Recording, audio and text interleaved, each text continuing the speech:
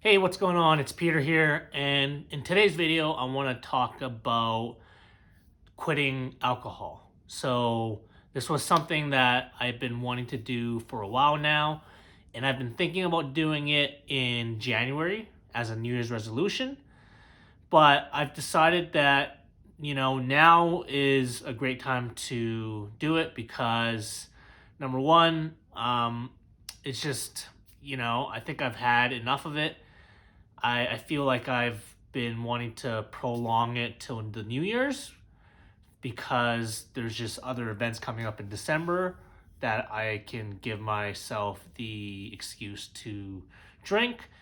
But recently, in during a trip, I had an experience and I had some wine, and then I was at a Christmas party, and it was maybe a combination of the alcohol and the food and then another drink afterwards. Like, it messed me up. Like, I passed out, I lost consciousness, and then I ended up puking all over myself, which was like super embarrassing at a work Christmas party with people I met for the first time. So that was a nice wake up call, right? It was like maybe the universe just telling me that, if I wanted to quit, might as well do it now. And maybe that was a trigger event. So yeah, I after that incident, I was like, you know what, screw it. Like, who cares about the rest of the events happening in December?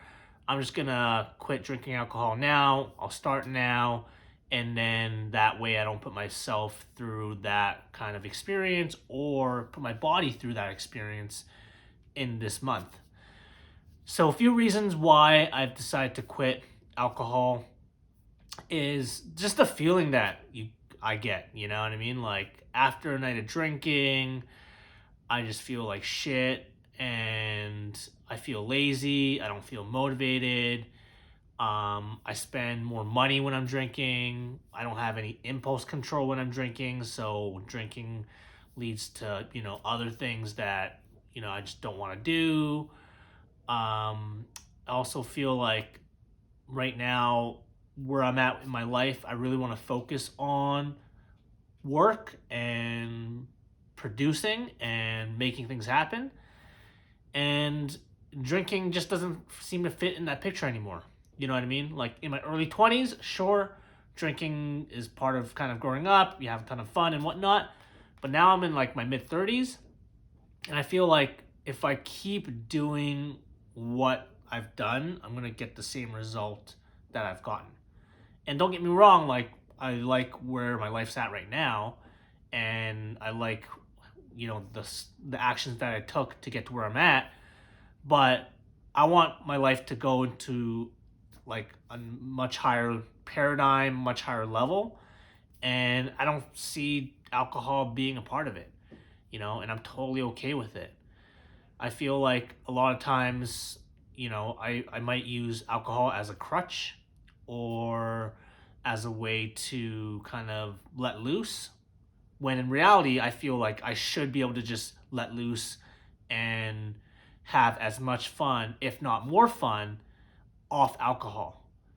And it might be hard to start, but I feel like I can train myself to do that. And once I get into that rhythm, then I feel good about it. I can still go out, I can still have fun, I can still socialize with people, but just not put my body through that kind of pain. I've also started listening to podcasts on Andrew Huberman. So he's like a neuroscientist. He talks about the effects that alcohol has on the body, and understanding the relationship between that substance and what it does to my body. It just reinforces my decision to stop drinking alcohol. So yeah, I feel like it's about time. You know what I mean? Like, I've had that chapter of my life, and I feel like now is just time for a different chapter. I I don't I don't really like enjoy 100% what I feel like when I'm on alcohol either. And it's a fine line between that drinking to be good and then drinking too much where you're not good, right? and then, like I said, the next day I'm groggy, and it usually takes like 2 or 3 days after a night of drinking to get back to normal, which then I lose 2 or 3 days of productivity where I can be doing other work and getting ahead. So there's a ton of opportunity cost as well that factors into this decision. So yeah, I just wanted to kind of, share my thoughts around that and my decision to quit drinking alcohol.